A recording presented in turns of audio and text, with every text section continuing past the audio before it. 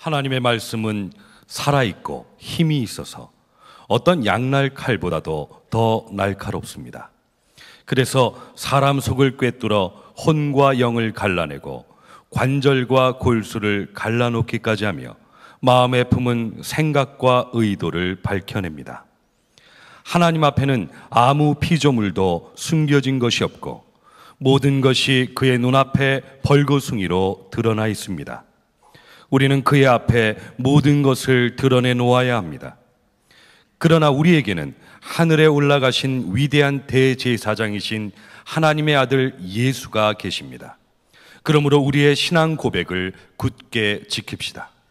우리의 대제사장은 우리의 연약함을 동정하지 못하시는 분이 아닙니다. 그는 모든 점에서 우리와 마찬가지로 시험을 받으셨지만 죄는 없으십니다. 그러므로 우리는 담대하게 은혜의 보좌로 나아갑시다. 그리하여 우리가 자비를 받고 은혜를 입어서 제때에 주시는 도움을 받도록 합시다. 미국의 어느 선교사님이 아프리카에서 선교하시다가 식인종 부족에게 붙잡혀 가셨어요. 추장 앞에 끌려갔는데 죽었구나 하는 생각을 하는 순간에 추장이 아주 낯이 익은 겁니다. 보니까 신학교 동기예요. 그 식인종 추장 아들이 미국에 유학을 하고 신학교에서 같이 공부를 하고 돌아가서 추장이 된 겁니다. 얼마나 반가웠는지, 아유 이제는 죽지는 않겠구나. 그 추장에게 자기가 신학교 동기라고 눈짓 손짓 하면서 하니까 알아봐요. 그리고 굉장히 반가워했습니다.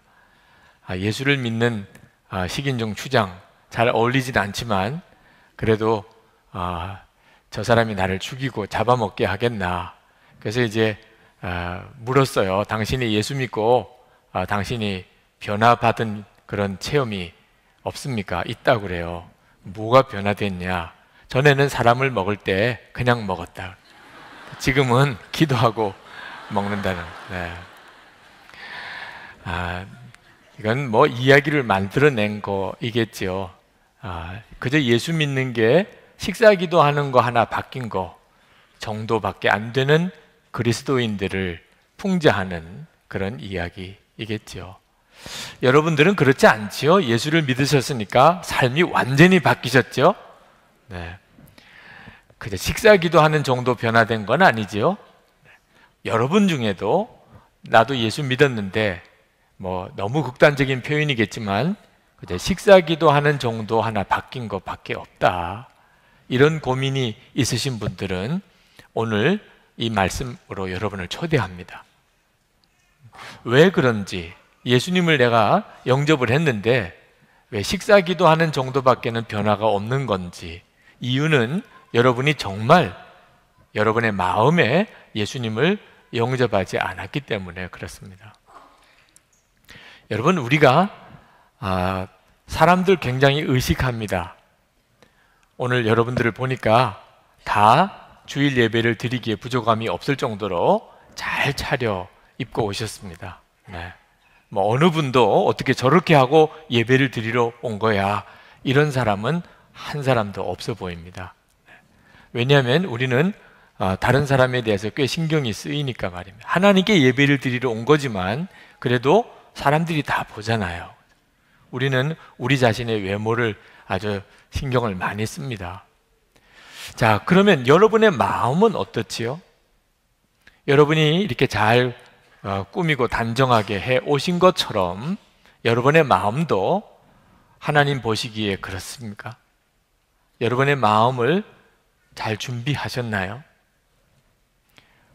하나님께서 우리의 마음을 보신다고 하는 사실을 수도 없이 듣고도 우리는 주일에 예배를 드리러 나오는 시간에조차 내 외모, 머리, 옷 이런 신경은 쓰면서 마음은 그냥 나오는 게 문제라 하는 겁니다.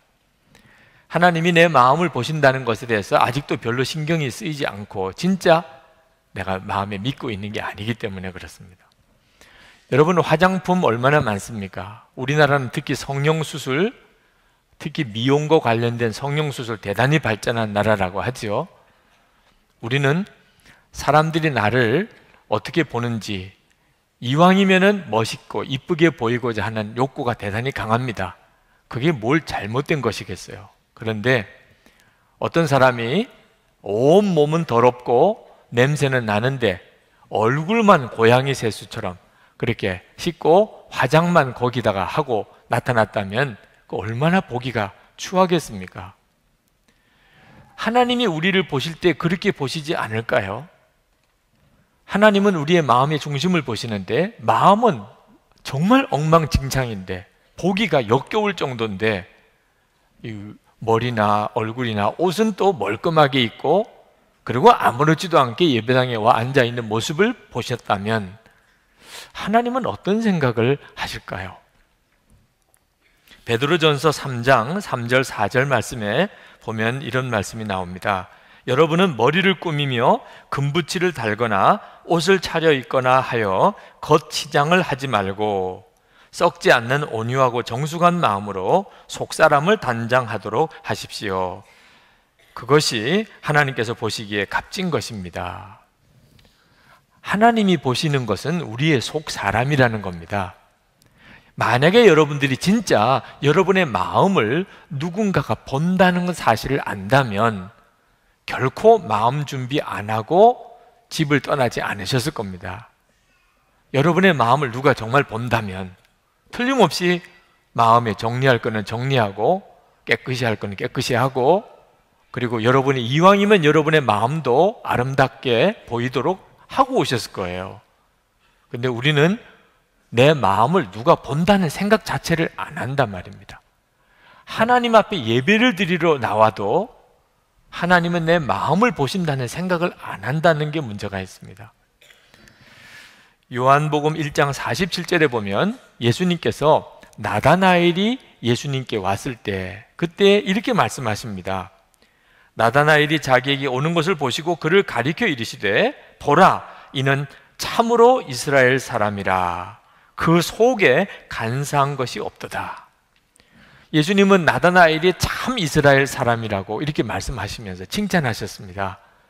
이유는 예수님은 사람의 속을 보실 거예요. 나다나엘의 속에 간사한 게 없었다. 이중적이지 않다. 그래서 예수님이 그렇게 마음에 들어 하셨다는 거죠. 나다나엘만 그러시겠습니까? 우리도 똑같죠. 우리에게도 똑같이 그리 하십니다. 여러분의 마음이 어떠실 것 같습니까? 오늘 생각도 못하고 오셨다가 지금에서야 나 마음 생활은 전에 생각 안 했는데 오늘 하나님께 나오면서도 마음 준비 못했는데 이렇게 생각되시는 분의 마음은 지금 어떤 모습일까요? 성경이 말해주고 있습니다.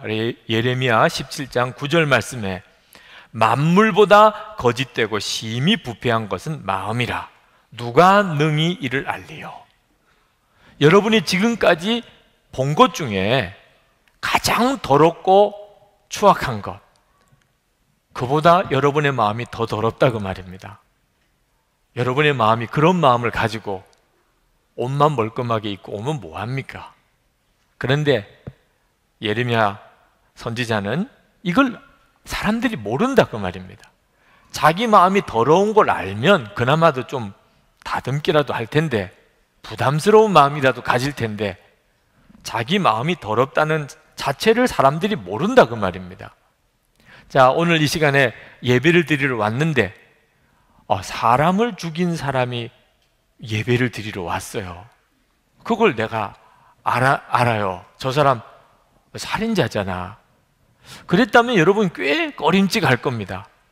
그 사람하고 악수하기도 싫고 옆자리에 앉는 건 더 싫고 그죠? 어떤 사람이 아주 품행이 안 좋아서 이성관계가 문란해요. 이런 사람을 여러분이 아는데 어떻게 저 사람이 예배를 드리러 왔을까? 그럴 때 여러분이 굉장히 불쾌한 마음이 들 겁니다. 사기꾼이 만약에 왔다면 여러분들이 아마 그 사람한테 굉장히 마음에 아주 싫은 마음이 들 겁니다. 그런데 여러분 그런 마음이 든다는 것 자체가 무슨 뜻이죠? 나는 그렇지 않다 그런 뜻입니다. 나는 뭐 사람을 죽이거나 나는 뭐 간음을 하거나 나는 뭐 사기를 치거나 그런 사람이 아니라는 뜻이지요. 그러니까 그 사람이 싫은 거지요. 정말 몰라서 그런 거예요. 자기는 그런 죄 지은 게 없다고 생각하는 거. 자기 마음이 얼마나 더러운지 그 자체를 모른다 그 말입니다. 예수님이 무슨 말씀 하셨는지 한번 보실까요? 마태복음 5장 27절 말씀에 또 간음하지 말라 하였다는 것을 너희가 들었으나 나는 너에게 이르노니 음욕을 품고 여자를 보는 자마다 마음에 이미 간음하였느니라. 여러분, 예수님은 음욕을 마음에 품는 것, 그냥 그걸 간음한 것과 같다고 말씀하셨단 말입니다. 나는 저렇게 방탕하게 살지는 않았어. 여러분의 마음은 어떤가요? 여러분의 마음에 음란한 마음을 품은 적이 없었습니까? 같다는 거예요. 누구를 미워하는 마음을 가지면 죽인 거라도 같다는 거예요. 탐심을 가지면 훔친 거나 같다는 거예요. 그게 예수님께서 보시는 눈이라는 겁니다. 그런데 우리는 나는 그 사람하고 다르다. 나는 뭐 특별히 죄 지은 건 없어. 요한 1서 1장 8절 말씀에 이렇게 말씀합니다. 만일 우리가 죄가 없다고 말하면 스스로 속이고 또 진리가 우리 속에 있지 아니할 것이요. 완전히 속고 산다는 거예요. 나는 뭐 특별히 죄 지은 거 없어. 내가 뭐 살인자야? 내가 뭐 도둑질했어? 내가 무슨 간음한 것도 아닌데? 완전히 속고 산다는 거예요. 왜? 자기 마음이 어떤지는 전혀 모르고 행동으로 지은 죄만 죄인 줄로 안다는 거죠. 여러분, 하나님이 보시는 눈은 우리가 이렇게 보는 것과 다릅니다. 하나님이 보시는 눈은 마음을 보세요. 마음을. 이 하나님이 나를 어떻게 보실까 하는 것은 말씀을 통해서 드러납니다. 말씀이 어떤 역할을 하는가, 우리 속에 있는 게 어떤 것인지를 다 들추어낸다는 거예요. 12절 말씀을 보실까요? 하나님의 말씀은 살아있고 힘이 있어서 어떤 양날 칼보다도 더 날카롭습니다. 그래서 사람 속을 꿰뚫어 혼과 영을 갈라내고 관절과 골수를 갈라놓기까지 하며 마음에 품은 생각과 의도를 밝혀냅니다. 13절에 하나님 앞에는 아무 피조물도 숨겨진 것이 없고 모든 것이 그의 눈앞에 벌거숭이로 드러나 있습니다. 우리는 그의 앞에 모든 것을 드러내 놓아야 합니다. 하나님의 말씀이 우리가 실제로 어떤 사람인가를 들추어내는데 어떤 것을 들추어내느냐? 마음 속에 있는 거, 생각 속에 있는 것을 다 들추어낸다는 거예요. 왜? 그게 우리 자신이니까. 하나님 보시기엔 하나님은 여러분이 행동으로 뭘 했느냐 하는 걸 보지 않고 여러분의 마음이 어떤가 하는 것을 보신단 말입니다. 여러분, 예수님을 영접하신 거 참 대단한 일입니다. 왜 대단하시냐? 사람은 예수님을 마음에 영접하는 것을 싫어한다 말입니다. 예수님을 마음에 영접하는 것을 사람들이 다 싫어해요. 그런데 여러분은 예수님을 영접했으니 대단한 거죠. 로마서 1장 28절 상반절에 또한 그들이 마음에 하나님 두기를 싫어하며, 여러분, 여러분의 집에 어떤 사람이 와서 같이 살라 그러면 솔직히 싫으시죠? 불편하고 부담되고, 그죠? 어떤 낯선 사람, 잘 모르는 사람이 여러분의 집에 와서 같이 사는 게 얼마나 불편합니까? 예수님이 여러분 마음에 오셔서 사시는 것은 어떠십니까? 그것도 너무너무 싫단 말입니다. 왜? 마음대로 못하니까. 생각도 마음대로 못하니. 이게 집에 누가 와 사는 거하고 비교가 안 되는 거죠. 사람들이 다 그런데 여러분들은 예수님을 마음에 영접하셨으니 참 대단하십니다. 근데 문제는 진짜예요? 진짜 영접하셨어요? 그게 문제인 겁니다. 영성일기를 쓰면서 다들 참 난감한 것이, 처음 영성일기를 쓰실 때 난감한 것이 예수님을 24시간 생각하고 사는 게 그렇게 안 된다는 거예요. 그렇게 힘들다는 거예요. 예수님을 마음에 영접했다면서, 마음에 계신 예수님을, 마음에 계시다는 말은 내 생각 속에 계시다는 거잖아요. 근데 그 예수님을 생각하는 게 힘들다면 영접한 게 맞냐 그 말입니다. 예수님을 마음에 영접했다 말만 그렇게 하는 거지 실제로는 전혀 그런 생각을 해본 적도 진짜 예수님이 내 마음속에 살아 계시도록 내가 내 마음에 영접을 했다는 생각 자체를 안 하고 사는 거예요. 그냥 예수님 영접했다는 말이 무슨 의미인지도 모르고 그냥 예수님을 믿고 있는 거죠. 솔직히 싫은 거예요. 예수님이 내 마음속에 늘 계시다는 것 자체가 부담스러운 겁니다. 자, 이런 경우에는 어떻게 되지요? 하나님이 그냥 내버려 두신다는 거예요. 왜? 하나님은 강제적으로 우리 마음속에 들어오시는 분은 아니니까. 마귀는 강제적으로 들어오지만 하나님은 내가 마음을 열어야 들어오시는 분이지 강제적으로 들어오시지 않으니까 예수님 모시고 살기 싫어하면 그냥 내버려 두신다는 겁니다. 로마서 1장 28절 하반절에 하나님께서 그들을 그 상실한 마음대로 내버려 두사 합당하지 못한 일을 하게 하셨으니 그 어떻게 되었나요? 그렇게 되면 성경이 그 구체적인 예를 쭉 열거합니다. 29절부터 31절까지 곧 모든 불의, 추악, 탐욕, 악의가 가득한 자요 시기, 살인, 분쟁, 사기, 악독이 가득한 자요 수군수군하는 자요 비방하는 자요 하나님께서 미워하시는 자요 능욕하는 자요 교만한 자요 자랑하는 자요 악을 도모하는 자요 부모를 거역하는 자요 우매한 자요 배약하는 자요 무정한 자요 무자비한 자라. 여러분 마음에 예수님을 정말 모시고 24시간 주님을 바라보고 살기를 원치 않으면 우리 마음은 이렇게 되어버린다는 우리 마음이. 오늘 하나님께 예배 드리러 나오시면서 여러분의 마음에 이런 마음들은 정리하셨습니까? 깨끗하게 하시고 지금 주님 앞에 나오신 거예요? 우리가 우리 마음을 어떻게 다루어야 하는 것을 너무 모릅니다. 예수님을 믿는 것이 마음에 예수님을 영접한 건데 실제로는 전혀 마음에 예수님을 영접한 사람 같이 안 사는 거죠. 여러분 마음에 가지고 있는 이 생각 자체가 그대로 죄라고 하는 것에 대해서 이해가 안 되는 분들이 있으실 거예요. 아, 목사님 그건 너무 지나친 거 아닙니까? 아니 미워만 해도 사람을 죽인 거다. 음욕을 품으면 바로 간음한 것과 같다. 아니 목사님 어떻게 그렇게 말할 수 있습니까? 다르지요. 실제로 사람 죽인 거하고 미워하는 거하고 어떻게 그게 같을 수가 있습니까? 여러분 진짜 마음을 잘 이해 못해서 그래요. 여러분의 마음이 어떤 곳이냐 하면 예수님과 여러분이 하나가 되는 곳입니다. 여러분이 마음에서. 그래서 우리가 예수님을 믿는 것을 예수님의 마음을 품는다고 하죠. 빌립보서 2장 5절에 너희 안에 이 마음을 품으라 곧 그리스도 예수의 마음이니. 그래서 여러분의 마음은 예수님과 함께 지내는 집이에요. 그래서 성전이라고 하죠. 우리 몸을. 하나님의 성령이 우리 속에 계시니까.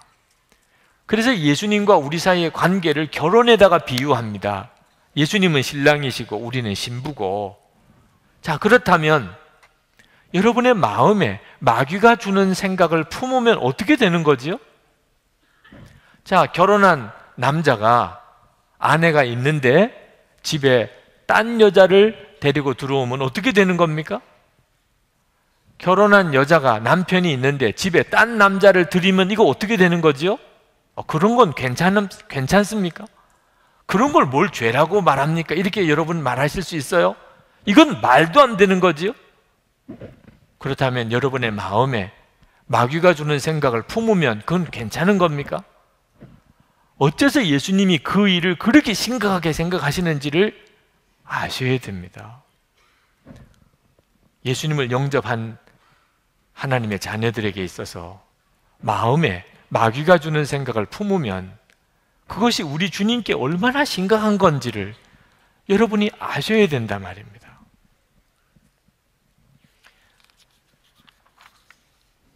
우리의 마음의 상태로 우리는 하나님 앞에 심판을 받습니다.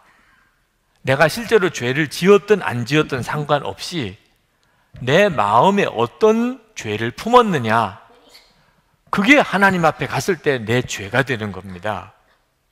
우리가 이걸 모르니까 남 이야기를 하는 거예요. 저 사람이 어떻군, 저 사람은 어떻군 이야기를 하는 겁니다. 자기는 얼마나 큰 죄인인가를 까맣게 생각을 안 하니까. 여러분, 우리가 참 많이 압니다. 법은 어떻고 뭐가 죄고 누구누구는 무슨 죄를 지었고 누구누구는 뭐가 문제고 너무 많이 압니다. 하나 모르는 거는 내가 지옥에 갈 수밖에 없을 만큼 그렇게 죄인이라는 건 기가 막히게 모릅니다. 내가 마음속에 품은 것을 생각해 보면 그동안에 사람을 얼마나 많이 죽였으며 얼마나 많이 간음했으며 얼마나 많이 도적질했으며 모르는 거죠. 그게. 내가 그런 죄인이라는 사실을 인정하지 않고 있으니까 예수님이 십자가에 죽으신 것에 대한 감격도 내 마음에 별로인 겁니다. 여러분, 예수님이 왜 십자가에 죽으셔야만 합니까? 우리가 지옥에 갈 수밖에 없는 죄인이니까 그런 거죠. 예수님이 얼마나 하나님께 이 잔이 내게서 지나가게 해달라고 기도했었습니까? 그래도 하나님이 허락하실 수 없었어요. 왜? 예수님이 십자가에 죽지 않으면 저나 여러분이나 지옥에 가지 않을 수가 없으니까. 예수님이 그래서 십자가에서 피 흘려 주심으로 저와 여러분이 깨끗이 여김을 받고 그리고 천국 갈 수 있는 그런 구원의 축복을 받은 거죠. 이 놀라운 구원의 축복을 받아놓고도 마음에는 감격이 별로 없는 이유는 뭐지요? 내가 실제로 지옥에 갈 수밖에 없는 그런 죄인이라는 의식 자체가 없는 겁니다. 그 다른 사람을 계속 판단하고 정죄하고 미워하고 하는 거 보면 자기가 그런 죄인이라는 생각은 없다 그 말이죠. 여러분, 여러분의 마음이 너무너무 중요하다는 사실을 깨달아야 비로소 우리는 예수님을 24시간 붙잡게 됩니다. 예수님을 24시간 바라보게 돼요. 마음이 하나님이 보시는 곳이라는 사실을 아니까. 여러분, 우리 10월 달에 욥기를 큐티를 하고 있지요. 근데 그 욥기를 읽어보면 하나님이 욥을 얼마나 사랑하시는지 마귀에게, 사탄에게 자랑을 할 정도예요. 너 욥 보았냐? 욥처럼 온전하고 정직하고 하나님을 경외하고 악에서 떠난 이런 사람을 너 보았냐? 하나님이 욥을 얼마나 좋아하고 사랑하시고 믿었으면 사탄에게 그렇게 자랑을 했겠어요. 하도 하나님이 자랑을 하니까 사탄이 한 번 다 뺏어가 봐요. 재산도 뺏어보고 자식도 뺏어보고 건강도 뺏어가 보세요. 사람은 영락없이 하나님 저주합니다. 그래서 하나님이 정말 마음에는 그러고 싶은 마음이 없지만 마귀가 그렇다니까, 아니야, 욥은 절대로 그렇지가 않아. 그래서 그럼 한번 해봐라. 그래서 이제 욥기가 나온 거죠. 그럴 정도로 하나님이 욥을 믿었어요. 도대체 뭘 보고 사람을 믿을 수 있습니까? 욥기 1장 5절을 읽어보면 하나님이 어째서 욥을 믿었는지를 알게 됩니다.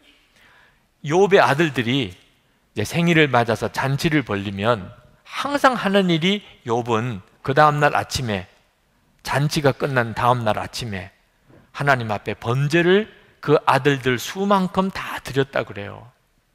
왜 그랬는가? 혹시라도 마음으로라도 죄를 지은 게 있을까 봐. 잔치를 벌리다 보면 사람이 흥이 있고 뭐 그러다 보면 마음이 풀어지기도 하고 그러다 보면 혹시라도 마음으로 지은 죄라도 있을까 봐. 내 아들들이 죄를 범하여 마음으로 하나님을 욕되게 하였을까 함이라. 욥의 행위가 항상 이러하였더라. 욥은 알았던 거예요. 마음이 얼마나 중요한가를. 마음이 죄가 있으면 그는 죄인인 거예요. 그래서 아들들을 위해서 아들들 수만큼 하나님 앞에 속죄 제사를 드렸었다. 시편 73편 1절을 보면 하나님이 참으로 이스라엘 중 마음이 정결한 자에게 선을 행하시나 하셨고, 마태복음 5장 8절에 보면 마음이 청결한 자는 복이 있나니 그들이 하나님을 볼 것이며 했죠. 여러분, 사도행전 13장 22절에 하나님이 다윗을 어째서 택하셨나, 왕으로 세우셨나, 내가 이새의 아들 다윗을 만나니 내 마음에 맞는 사람이라 내 뜻을 다 이루리라 하시더니, 마음이 그렇게 중요하단 말입니다. 결국은 마음 때문인 거예요. 내 마음. 이런 마음이 중요하다는 사실을 알고 나면 예수님을 매 순간 붙잡게 되죠. 왜? 계속해서 마귀가 내 마음을 뒤흔들어 놓고 무너뜨리고 죄짓게 만들고 그리고 사로잡으려고 하잖아요. 여러분 다 경험하신 거잖아요. 14절에 보면 그러나 우리에게는 하늘에 올라가신 위대한 대제사장이신 하나님의 아들 예수가 계십니다. 그러므로 우리의 신앙 고백을 굳게 지킵시다. 여러분, 우리가 마음이 아무리 더럽고 악해도 그것 때문에 우리가 하나님 앞에 버림받는 건 아니에요. 왜? 예수님이 계시니까. 대제사장 되시는 예수님이 계시니까. 예수님은 완전한 하나님이시고 완전한 사람이신 까닭에 하나님과 우리 사이에 중보자, 화해자가 되어주셨어요. 예수님이 십자가에 피 흘리신 까닭에 우리의 마음에 이 더럽고 악한 것이 다 씻음을 받을 수가 있게 되었어요. 예수님이 그렇게 해주셨어요. 그런데 이제 그 예수님을 굳게 지키자는 거예요. 굳게 지키자. 굳게 지키자는 말은 누군가가 뺏어간다는 뜻 아닙니까? 마귀가 그런 거죠. 마귀가 예수님과 우리 사이에 어떻든지 이간질시키고 우리가 예수님을 놓게 만들고 예수님을 떠나게 만들고 예수님을 부인하게 만들려고 발버둥을 치고 있다. 그러니까 굳게 지키자는 거죠. 히브리서 기자가 히브리서를 왜 썼나요? 순교 때문에 예수님을 부인하는 사람들이 나오니까, 핍박 때문에 예수님을 떠나는 사람들이 나오니까 이 편지를 쓴 거잖아요. 예수님을 굳게 붙잡아야 됩니다. 큰일 납니다. 마귀가 지금 당신을 예수님과 사이를 떼어놓으려고 하고 있으니 굳게 붙잡으라는 거잖아요. 여러분, 순교가 문제가 아니에요. 지옥에 가는 게 지금 문제가 된 것을 알아야 한다는 겁니다. 여러분의 마음을 정말 다스려 보려고 하면 항상 예수님 붙잡고 살아야 되잖아요. 여러분, 오늘 예배 드리러 교회에 올 때 아마 다른 때하고 다르게 오히려 시험이 많이 있었던 분들이 있으실 거예요.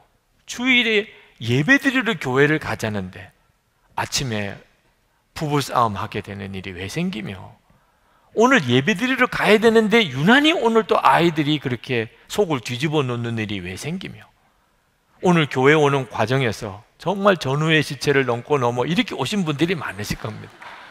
돌아갈까, 벌써 몇 번 돌아갈까 그러다가 참 다행히 주의 인도함으로 여기까지 와 있는 분들도 있으실 거예요. 오늘 여러분 예배당까지 들어오기는 성공했지만 나갈 때도 또 문제예요. 나갈 때도 왼쪽이냐 오른쪽이냐, 목사님이 분명히 말씀하시기를 왼쪽이라고 그랬는데 여러분을 기준으로 해서 왼쪽인 거예요. 네. 여러분, 하나님께서 우리들의 마음을 붙들어 주지 않으면 우리는 주일에 예배 드리는 순간에도 몇 번을 뒤집어지게 됩니다. 그러니 항상 예수님 24시간 바라보는 거죠. 마음이 중요한 걸 아는 사람은 이제는 조심하게 되는 거잖아요. 겉으로는 멀쩡해도 마음은 완전히 뺏긴 사람이 있잖아요. 지금도 몸은 예배당에 들어와 앉았지만 이미 마음이 빼앗긴 사람도 이 자리에 있으실 거예요. 네. 완전히 주님 말고 예배 말고 다른 생각하고 앉아있는, 얼마나 무서운가를 아셔야 됩니다. 예수님은 우리 마음이 아무리 더럽고 악해도 품어주십니다. 15절에 우리의 대제사장은 우리의 연약함을 동정하지 못하시는 분이 아닙니다. 예수님은요, 사람이 되셨어요. 그래서 우리가 겪는 모든 시험을 다 겪어보셨습니다. 마귀가 예수님을 3번씩이나 시험했죠. 예수님이 마귀의 시험에 사로잡혀서 넘어져서 고통당하는 수많은 사람들을 다 보셨습니다. 예수님 얼마나 많이 울어보셨는지 모릅니다. 예수님 얼마나 고통스러운 십자가를 지셨는지 모릅니다. 예수님처럼 가난해진 사람 없어요. 여러분 아무리 가난해도 옷은 다 멀쩡하게 입고 계시네. 예수님은 십자가에서 완전히 벌거벗기셨어요. 그런 예수님이십니다. 그러니 이해하시는 거예요. 우리가 겪는 시험, 우리가 마음에 왜 이런 마음이 되는지를 주님은 아십니다. 그러니 우리 주님은 우리를 동정하신다고 그랬어요. 이해해 주신다는 거죠. 여러분 중에 내 사정 아는 사람 아무도 없어. 그거 완전히 마귀 소리예요. 예수님은 아십니다. 예수님이 여러분을 받아주시고 여러분을 씻겨주시고 여러분을 깨끗게 하십니다. 예수님은 18절에 그는 모든 점에서 우리와 마찬가지로 시험을 받으셨지만 죄는 없으십니다. 예수님 다 겪어보셨어요. 그래서 우리를 능히 도우실 수 있는 거예요. 그래서 16절에 보면 예수님을 믿으면 담대하게 은혜의 보좌로 나아가게 됩니다. 그러므로 우리는 담대하게 은혜의 보좌로 나아갑시다. 그리하여 우리가 자비를 받고 은혜를 입어서 제때에 주시는 도움을 받도록 합시다. 여러분, 이 은혜의 보좌라고 하는 이 표현이 얼마나 귀한 표현인지 모릅니다. 왜? 그게 원래는 심판의 보좌이기 때문에. 하나님 앞에 나간다는 것은 예수님을 믿지 않는 사람에게는 심판의 보좌입니다. 그 마음에 있는 것이 다 드러나니 이건 끔찍한 순간이지요. 그런데 우리는 예수님을 믿고 우리의 모든 죄 사함을 받았으니 이제는 하나님의 보좌 앞이 은혜의 보좌가 된 거예요. 아버지가 되신 거죠. 여러분, 구약시대 때 대제사장이 있지만 그 대제사장도 지성소에 1년에 한 번 대속죄 제사를 드리려고 할 때 그는 감히 두려워서 지성소로 쉽게 들어가지 못했다고 그랬습니다. 전해지는 이야기에 의하면 다리에 끈을 매달고 허리에는 방울을 달고 그러고서야 들어가서 속죄소에서 제사를 집행을 했습니다. 왜냐하면 죄가 있어서 거기서 하나님 앞에 첫 침을 당하여 죽으면 누가 꺼내올 수도 없는 거예요. 그러니 딸랑딸랑딸랑 움직이는 소리가 들리면 살아있구나, 소리가 안 들리면 빨리 끄집어내야 되는 거죠. 죽은 시체니까. 이럴 정도인데 우리는 은혜의 보좌가 된 거예요. 하나님 보좌 앞이, 이게 얼마나 놀라운 축복입니까? 예수를 믿고 그렇게 된 거죠. 그런데 여러분, 분명히 기억해야 될 것은 우리가 이렇게 예수님을 믿으면 우리의 모든 더럽고 악한 마음의 죄가 다 씻음을 받지만 이제부터 그 깨끗하게 씻어진 상태에서 살으라고 그렇게 해준 거지, 다시 더럽게 되는 것을 생각하고 그렇게 해주신 게 아니라는 사실을 명심해야 합니다. 안타깝게도 많은 그리스도인들이 이 마음에 깨끗이 씻음을 받는 은혜를 계속 반복해도 되는 것인 줄로만 생각합니다. 주님, 제가 너무 마음이 더러워요. 정말 지난 한 주간 동안 너무 죄짓고 살았어요. 그 있는 모습 그대로 왔어요. 용서해 주세요. 다 씻음을 받았어요. 그리고는 그 다음 주간에 또 그렇게 사는 거예요. 그 다음 주간에. 그리고 주일에 또 와서 주여, 또 있는 그대로 왔어요. 용서해 주세요. 믿습니다. 그리고는 또 씻음을 받고 그 다음 주간에 또 그렇게 사는 거예요. 주일마다 예배드리고 기도하는 거 보면 똑같은 패턴이에요. 또 죄 짓고 왔으니 또 씻어주시고, 또 죄 짓고 왔으니 또 씻어주시고. 여러분, 그렇게 살라고 예수님이 십자가에 죽으셨나요? 우리가 그렇게 사는 게 그게 복음인가요? 여러분, 그렇지가 않습니다. 예수님께서 우리를 그 더럽고 악한 마음의 죄에서 우리를 씻어주셨다면 무슨 뜻이지요? 그런 마음으로 살지 말라, 그런 뜻이지. 또 그렇게 되면 또 씻어주시고 그렇게 되면 또 씻어주시겠다고 하신 게 아니잖아요. 이제는 그런 마음으로 살지 말라, 그런 말이잖아요. 베드로후서 2장 20절부터 22절을 한번 같이 읽어보십시다. 베드로후서 2장 20절부터 22절입니다. 같이 읽습니다. 만일 그들이 우리 주 되신 구주 예수 그리스도를 알므로 세상의 더러움을 피한 후에 다시 그 중에 얽매이고 지면 그 나중 형편이 처음보다 더 심하리니 의의 도를 안 후에 받은 거룩한 명령을 저버리는 것보다 알지 못하는 것이 도리어 그들에게 나으니라. 참된 속담에 이르기를 개가 그 토하였던 것에 돌아가고 돼지가 씻었다가 더러운 구덩이에 도로 누웠다 하는 말이 그들에게 응하였도다. 여러분, 이렇게 사시면 안 됩니다. 또 죄짓고 와서 용서해 주세요. 또 죄짓고 와서 용서해 주세요. 여러분, 이런 패턴으로 예수 믿고 사니, 그러니 내가 예수 믿어도 뭐 거듭났다는 말을 못하는 거예요. 그저 식사기도 하는 정도 바뀐 거지. 그렇다면 어떻게 마음을 깨끗하게 하고 살 수 있습니까? 어떻게 깨끗한 마음의 상태로 계속 살 수가 있습니까? 마음을 열어야 되는 거예요. 여러분이 예수를 믿으셨다는 말 자체가 마음을 열었다는 뜻입니다. 이젠 예수님을 마음에 영접했으니까 마음을 안 열고서야 어떻게 영접을 하십니까? 예수님을 마음에 영접했다는 말은 이제는 내가 마음을 다 열고 산다는 뜻이에요. 하나님이 원하시는 것은 우리 마음입니다. 그런데 많은 성도들이 마음을 열고 살라고 그러면 목사님 어떻게 그렇게 하냐는 거예요. 마음을 열고 어떻게? 두려워서 힘든데 어떻게 그렇게 하냐는 겁니다. 여러분, 이제는 제발 그런 소리 하지 마세요. 마음을 여는 게 힘들고 어렵다. 예수님을 영접하셨다면 이미 마음을 연 거죠. 뭘 마음을 여는 게 힘들고 어려워요? 하나님은 이미 다 알고 계신데 뭘 닫아놓을 게 뭐 있어요? 하나님이 이미 뻔히 다 보고 계신데. 13절 말씀을 다시 한번 봅시다. 하나님 앞에는 아무 피조물도 숨겨진 것이 없고 모든 것이 그의 눈앞에 벌거숭이처럼 드러나 있습니다. 이게 우리예요. 하나님 앞에 다 드러나 있다고, 여러분 자신의 모습이. 하나님 보시는 눈에는. 여러분, 마음을 열고 살면 삶이 바뀝니다. 마음이 바뀌니까 그래요. 여러분, 예수를 믿는 것은 숨기고 감추고 누르고 억누르고 꾸미고 이렇게 사는 게 아닙니다. 그거는 그냥 종교 생활이에요.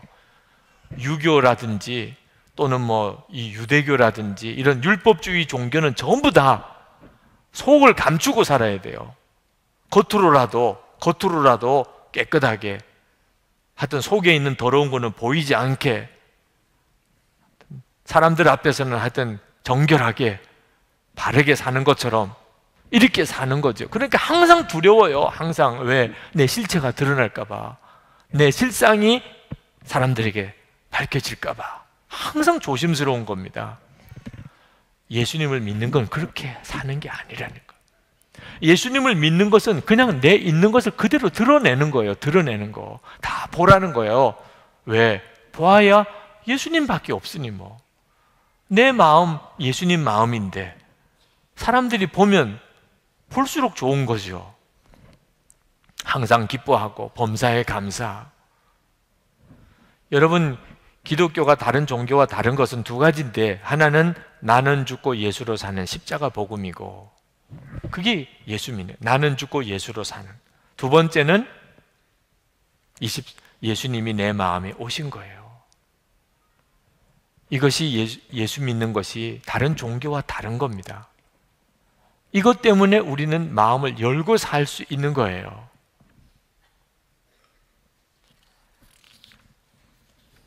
여러분, 예수님은 시험을 받았지만 죄는 짓지 않으셨다고 그랬어요. 그 예수님이 내 마음에 계세요. 시험은 받지만 죄는 짓지 않았다. 우리가 그렇게 살게 해주신다는 겁니다. 때를 따라 돕는 은혜를 주신다는 말씀이 그 말씀이에요. 여러분, 이제부터 여러분의 마음을 열고 사십시오. 영성일기를 쓰시게 해드리려고 하는 것이 그 까닭입니다. 마음을 열고 사는 거예요. 어느 사모님이 교인들과 함께 영성일기 나눔 방을 가지려고 할 때 굉장히 두려웠답니다. 어떻게 교인들과 내 속마음을 다 열고 살 수 있을까? 이렇게 쓰셨어요. 예수님의 사람 제자훈련 교재에서 나는 죽고 예수로 사는 사람은 더 이상 자신을 감추고 살지 말고 완전히 드러내고 살라는 구절이 생각이 납니다. 가르치면서도 이 구절이 이해가 가지 않았습니다. 왜냐하면 비록 나는 죽었다고 고백하지만 여전히 죄된 육신을 가지고 있으니 인간 냄새 풀풀 나는 자신을 드러내면 예수님보다는 자아가 드러나게 되지 않을까 생각되었기 때문입니다. 그런데 이 사모님이 다른 사모님들과 먼저 영성일기 나눔 방을 해보았습니다. 일기를 공개하는 것이 창피해서 죽을 것 같았지만 함께 일기를 쓰는 사모님들이 득달같이 댓글을 달아주며 막내라고 얼마나 예뻐해 주시고 정직하다고 칭찬해 주시니 저도 이렇게 해도 되는구나 받아들여지는 마음이 들어 용기 내어서 더욱 솔직할 수 있었습니다. 그래서 이 사모님이 용기를 내고 교우들과 영성일기 나눔 방을 한 겁니다. 사모님 안에 변화가 생기기 시작했어요. 처음에는 굉장히 부담스러우셨답니다. 앞장서는 자리에 있으니 얼마나 부담이 되는지 모릅니다. 하지만 이 부담감이 저를 제대로 주님을 바라보게 하는 것 같습니다. 그동안 그렇게 큐티하고 말씀 보려고 애를 써도 안 되더니 영성일기반을 시작하고부터는 하루도 빠지지 않고 늦더라도 하게 되니 책임이 무섭긴 무서운가 봅니다. 더 놀라운 변화가 일어났어요. 성도들과 함께 일기를 통하여 아픈 마음을 나누다 보니 기도 중에 계속 생각나고 말씀 봐도 생각나니 정말 깊이 사랑하는 사이가 되어버렸습니다. 성도들과 일기를 나누려고 했을 때 왜 그렇게 두렵고 힘이 들었던가 하는 생각이 참 아쉽게 생각됩니다. 오늘 저녁 집회에서 영성일기를 함께 나누는 교인들이 얼마나 반갑던지요. 그렇게 반갑네요. 정말 진한 애정의 눈길을 보내게 되네요. 감사합니다. 여러분, 마음을 열고 사는 게요, 처음만 어려워요. 처음만. 워낙 마음 열고 살지 않았기 때문에 처음에 마음을 연다는 게 두렵고 어렵게 되는 거예요. 그러나 예수님을 정말 영접하셨다면 이미 그 고비는 넘어간 겁니다.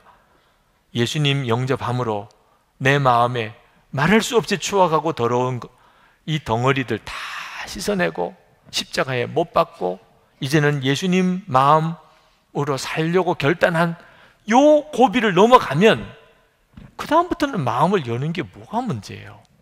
항상 그 주님의 마음을 품고 살면 되잖아요. 어느 자매가 제 페이스북에 댓글을 올리기를 영성일기 바쁜 직장인에겐 매일 쓴다는 것이 너무 힘들어요, 그렇게 썼더라고요. 제게는 영성일기 안 쓰는 게 힘들다니까. 무슨 차이가, 이런 차이가 있죠? 습관의 차이예요. 영성일기를 계속 써보면 그 다음엔 여러분이 영성일기 쓰고 사는 게 훨씬 편해요. 우리 마준철 목사님이 태호 아들 양치질하는 훈련하는 것에 대한 예를 들었죠. 그 어린아이가 양치질하는 습관을 들일 때는 얼마나 힘듭니까? 안 하려고 그러고 힘들다고 그러고. 그런데 여러분, 지금 양치질 안 하는 게 힘들어요? 양치질 하는 게 얼마나 쉽습니까? 바쁘고 힘드니까, 직장생활 너무 바쁘니까 양치질을 하고 마세요. 그러면 그게 더 괴롭잖아요. 마음을 열고 살아보면 마음에 뭔가 찜찜하게 해결되지 않은 거 품고 사는 게 더 힘들다니까요.